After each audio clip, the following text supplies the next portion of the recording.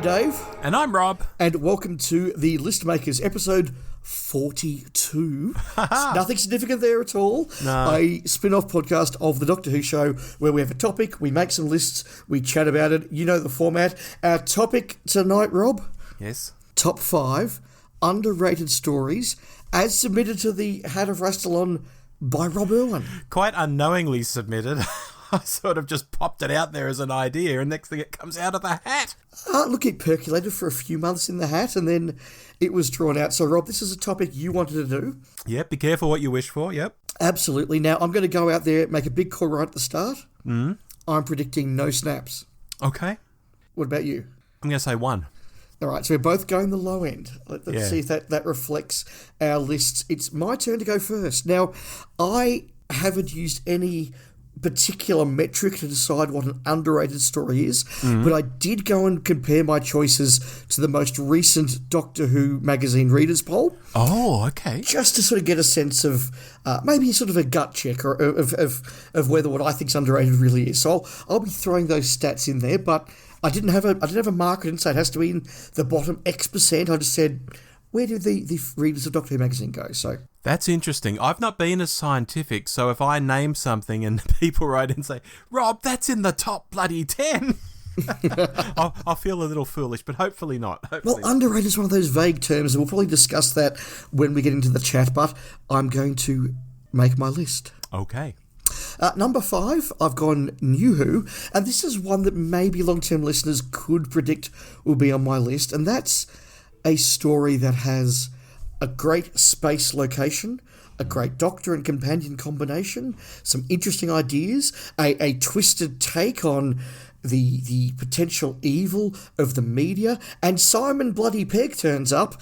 It's The Long Game, which was 10 out of 10 stories in the poll of the Eccleston era. Doctor Who magazine readers thought this was the worst story in Christopher Eccleston's time as the Doctor. I am genuinely baffled by that. It's got everything you want in Doctor Who. It's got space adventure. It's Eccleston and Rose. It's great guest cast. It's great ideas. You've got the whole Adam subplot where he's doing evil, wicked things and showing what happens when you take as a companion someone who shouldn't be there. I genuinely do not know why this is not better regarded by fans. I think it's really underrated. Number 4, I have gone to the Davison era for another big space adventure with cool ideas that is almost dismissed, almost forgotten, and that is 4 to Doomsday. Okay. I thought you were going to say Terminus. No, look, I've defended Terminus before, but I think that's a different sort of kettle of fish. I think 4 to Doomsday, it's a little bit unpolished. We all know that it's Davo's first performance in the role, and when you watch it, you can see he's a little bit less polished than he'll become. And look, it's not a big blow you out of the sky classic. It's not Earthshock. I get that. But the idea is a fascinating one of the different cultures that the Bacons have taken, the plot to invade Earth. It's got the android. It's got a couple of cool cliffhangers. It's not meaty and the most exciting adventure. But I think there's a really solid, well-made story, and it looks good. The costumes are great. The cast is great. There's nothing wrong with it. It's not a classic, but I think it's underrated. And this was, out of 20 Davison stories, ranked 17th. Yep. I'm back to the new series for number 3 and into the Whittaker era for The Witchfinders. Yeah. Now, I just think, again, this is one that people really don't appreciate it and don't rate it as well as it could be. It's a historical that's actually got a character that we all know and recognise, played in an interesting way. That's King James, of course. He interacts, with the companions of the Doctor in a good way. You've got a bit of a weird, almost fantasy plot going on there. You've got some jokes. You've got some fun. You've got a good, solid adventure there. And look, is it Demons of the Punjab or Rosa? No, but that doesn't mean that it's bad either. It's a good, solid, fun, historical, and it certainly deserves to be better than 11th out of 24th in the Whittaker era. Okay. I'm into the Tom Baker era for my number 2 pick, and that is the Android Invasion. I think if this was in any other era, this would be extremely well regarded. It's a fascinating story. Terry Nation does mystery really, really well. And the way that he drops in the clues and the false leads and the way it's filmed in that wonderful location at East Hagbourne, where I have been, it's got a good, solid cast. It's fun, it's got adventures, it's got androids with fingers in their guns. Look, again, is it the Deadly Assassin or the Seeds of Doom or the Pyramids of Mars? No, I get that. But it's still a pretty good, fun story that I will happily put on and watch. I think it is unfairly compared to its neighbours, and I think it is underrated, coming in 28th out of 41 Tom stories. Okay. My number one pick, what I think is the most underrated story in all of Doctor Who, I'm going with a story that helps to establish what the show is. It's a wonderful character piece. It's got a really interesting 1960s sci-fi idea at its core.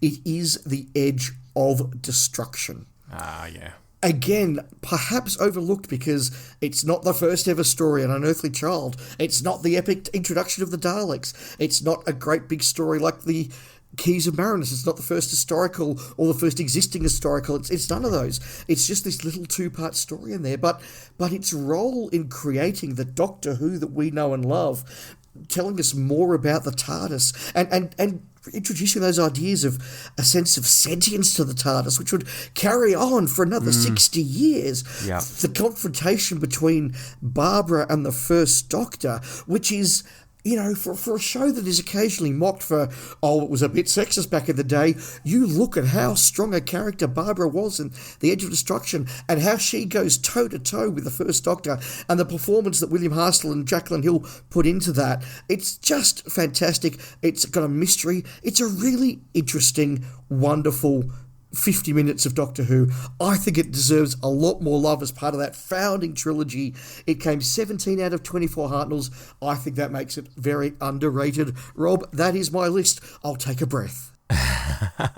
And I'll say 0 snaps. 0 snaps. There you go. I thought that would be the case. So, Rob, Yes. let's hear yours. All right, Dave. In at number 5, I've got State of Decay. And I'm going to start with this Tom story. Because just stop and think, when did you last hear someone rave about it? I mean, when did you hear someone even talk about it at all? It seems to get lost in that general, wow, season 18, it's so different vibe that people have for the season. And on top of that, it's not the Leisure Hive, which kicks things off. It's not Full Circle, where we meet Adric. It's not Warrior's Gate, which is just so weird. And actually, Warrior's Gate could almost have been in this spot. And it's not Keeper of Traken, where we meet Nyssa. It's not Legopolis, which is Tom's finale. It's just kind of forgotten in the season. Yet it's this gothic feeling, horror-friendly thing with, you know, some new background about the vampires and the Time Lords. And I think it deserves better, Dave. So it's in at number 5. Nice. In at number 4, I've got Boomtown, and I have my own personal backstory with this one, where basically on first viewing, I didn't like this at all. I didn't like the Slitheen. I particularly didn't like Margaret Slitheen. I didn't like the way the other characters behave. Mickey and Rose were very casual, like, oh yeah, hiya, let's get a motel room and shag, you know. It all just felt very off, like a record had jumped out of its groove, and it was all the characters I knew, but it just didn't work properly. And maybe coming on top of like Dalek, Father's Day, Empty Child, Doctor Dancers. I guess it's similar to State of Decay in my previous entry, because this is a story that just hasn't got the right sort of attention, I think, maybe because of its neighbours in the season. Because I know when I went back to it, I liked it more. And when I went back to it again, I liked it even more. This one's a real grower. And as the Eccleston era drifts further and further away, and there's just this tiny dot in the distance these days, I'd love more people to try this underrated little gem. Nice. In at number 3, I've got The Mind Robber. And it's hard when making a list like this to think of how other people rate or even talk about, or maybe don't talk about, as the case might be, stories that you've never had any problem with. I mean, I guess I could have gone to the Dwim list, but I wasn't that scientific. And it's true here. This, I guess, wasn't readily apparent to me until I stopped to think, oh wow, in the mind of fandom, this isn't Power of the Daleks. It's not the War Games. It's not Evil of the Daleks. It's not the Invasion, Tomb of the Cybermen. I don't know, Fury from the Deep, the Macra Terror, Enemy of the World. I mean, tell me you haven't heard all of them mentioned more than the Mind Robber. And I guess to some degree, some of those are among the newer animated releases. Maybe they're more top of mind for people. But even going back in time, the Mind Robber never struck me as being that top tier of Pat or the second tier of Pat. Yet it's such a good, bonkers, super 1960s kind of story. I like it a lot. I do too. In at number 2, I've got Carnival of Monsters. And I think your recent Gin and TARDIS episode demonstrated this, Dave, but I think it's absolutely underrated. It's overshadowed, to my mind, by The Time Warrior and Spearhead when we're talking about Holmes writing for Pertwee. In terms of this season, I mean, you've got 3 Doctors, you've got Green Death, they're always going to get the chocolates. Thinking about the Third Doctor's era in general, there's so many other stories that are going to get mentioned, like Inferno or The Demons, and where does it leave this? And yet, Carnival of Monsters is a really neat story. You know, we're on the SS Bernice. What's going on? Suddenly there's Drashigs. What the hell is all this? The revelation of the miniscope. I mean, this is just pure distilled Doctor Who adventure. Why isn't this loved more? So I've thrown it in at number 2. What's your most underrated story, Rob? My most underrated, Dave, and I mean, this is all very, personal, I guess. I'm throwing in the God Complex from the Smith era. And I've discussed this on other podcasts we've made because I think there's so much on offer here. I think the premise is simple, but it's solid. Let's do this 1980s hotel, and in each room is each person's fear. But what is underpinning it? And even when we get to the fact it's a Minotaur, and a fantastic looking Minotaur too, we don't even go the whole Nymon path. I think if this was a Disney series, out would have came the member berries. Remember the Nymon? We've got a Nymon. They don't even do that.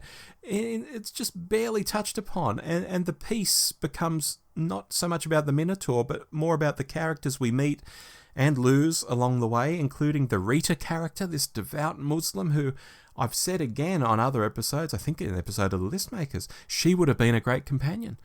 I think this one's terribly underrated. Such a watchable Smith episode, yet it just doesn't get the big mentions from people. Well, that's a really good list.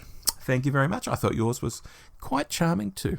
So a couple of points I've made here. First of all, I had a couple of runners-up I couldn't quite get in my top 5. Same. I'll just start them off. Power of Kroll, which I think, look, it's got some issues with how it looks and the fact it's not as good as the other Key to Time stories before, but I think it's a perfectly good Robert Holmes story. Mm-hmm. Wheel in Space, which I think is let down by the fact that episode 3 is probably the weakest of the 6, and it's one of the 2 that exists. But that's a good Cyberman story with lots of spaceships and death and Cybermen, and that came 17th out of all the Troughtons. And Smithy's Dinosaurs on a Spaceship, which I've always thought was just a really fun Matt Smith story, but never gets talked about. Yeah. My runners-up list, I had Smith and Jones on it. I think that's just a great introduction to Martha. And also Unicorn and the Wasp, which I've always thought is really good, but seems to get panned a bit by people. Yeah, it does a little bit, doesn't it? I thought it was charming. That's interesting. Now, I always like it, Rob. Yes. When, as you know, we have no idea what each other's lists are, and we don't coordinate. And I don't think we necessarily sit there and go, oh, well, we've got to make sure we have a balanced list. But we've mentioned across our 10 picks 8 Doctors, stretching from the 1st through to the 13th. And indeed, if you put our also runs on there, it's pretty much a full run across the whole of the series, apart from 6 and 7, I think. So that's really interesting that we've just picked these little stories from all across the show's history, new and classic.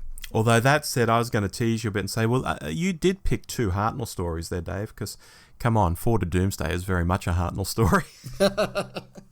I kind of get that, yeah.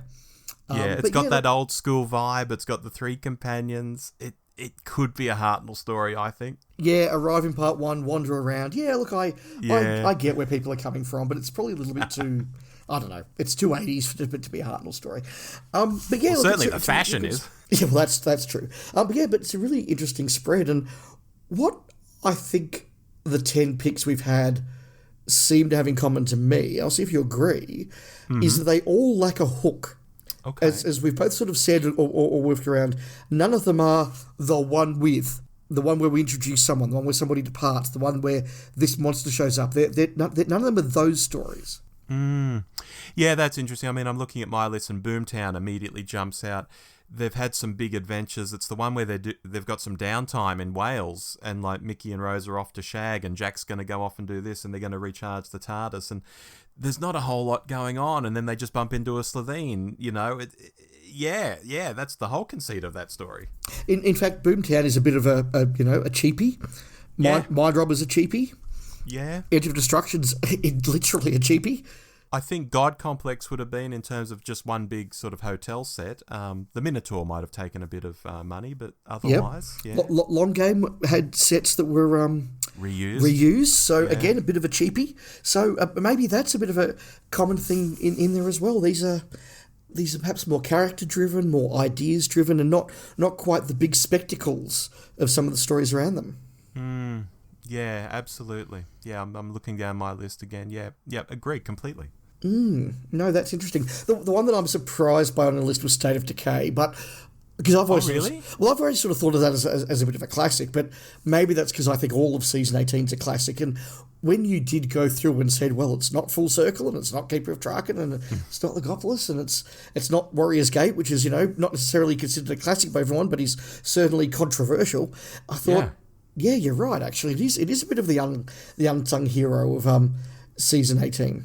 Yeah, and that's why I picked it. I mean, as I said, Warrior's Gate could have almost taken that spot because I think it is so weird.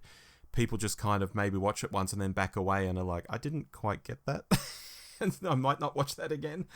But it's actually very good. Which very, very much sums up my experience with the God Complex, and it's been on my it's been on my to-do list, or sorry, my rewatch list for a couple of years now, because it is one where I watched it at a time I wasn't really enjoying the show, so I sort of like I'm going to work through this season, one episode now and then, and I watched it. I thought, okay, I didn't hate that, but there was a lot going on. I'm not sure what to make of that. I think I might just back away slowly and shut the door and sort of just put it to one side, along with, a bunch of episodes around it I really don't like. And, look, I think this... I've sort of said it 4 times on this podcast over the last 3 years. I've got to rewatch the God Complex, so keep reminding me to do that, Rob. Yeah, and there are Smith episodes like that for me. What's the one where they've got the gangers? Is that the Also People?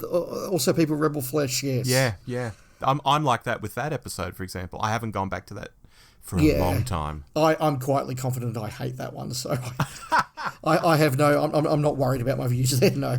Fair enough. And I did name check Carnival of Monsters, and you've recently done a Gin and TARDIS on that. What did you think of that idea? Yeah, I totally agree. And I think it's something that the lads and I brought up on that episode, that there's a lot of classic Pertwees that you mentioned before you get to Carnival of Monsters. There's a lot of classic Robert Holmes stories that you get to before you get to Carnival of Monsters. But if this was, the only Robert Holmes story that he wrote in the Pertwee era, I think we'd all be talking about what a great story Robert Holmes wrote for the Pertwee era. It's just, it's overshadowed by Terror of the Autons and Spearhead from Space and The Time Warrior and just, all these classics that he did. But it's actually just, again, there's no hook to it. It's not got a big particular recurring monster or anything that's introduced or taken away or anything like that. It's just a story where you turn it on, an adventure happens, it's fun, it's well made, and then you turn it off. And that's what I think a lot of these stories are. And they're just sometimes not remembered because they're not terrible. You don't turn it off and go, I need to go on the internet and rage about how much I didn't enjoy that story. They're just, that was fun. I enjoyed that. What's for lunch? Yeah, exactly. Yeah, I think you've cracked it, Dave. I think that was a really good list and an unusual no snaps. Yeah, it doesn't happen often. But we are running up to the 20-minute mark, so It is time for me to... Now, I'm in a hotel in Canberra, so I don't have Tellus had a wrestle on with me, but fortunately I planned ahead and picked one out in advance, so I won't go through the charade and just say our next one that was previously picked from the hat is Top 5 Stories where the Doctor overthrows the government. Ooh, gosh, okay. That sounds easy when I say it, but I don't know if it will be. Define government. I mean, we don't have time for that now, but that's the first thought in my head. Yeah, exactly. When you think about it, I'm Okay, that's going to be a tough one. Okay. But we'll find out how we go in a month's time when it's time to make some more lists. Until then, I've been Dave. I've been Rob. And we'll make some more lists soon. Bye. Goodbye.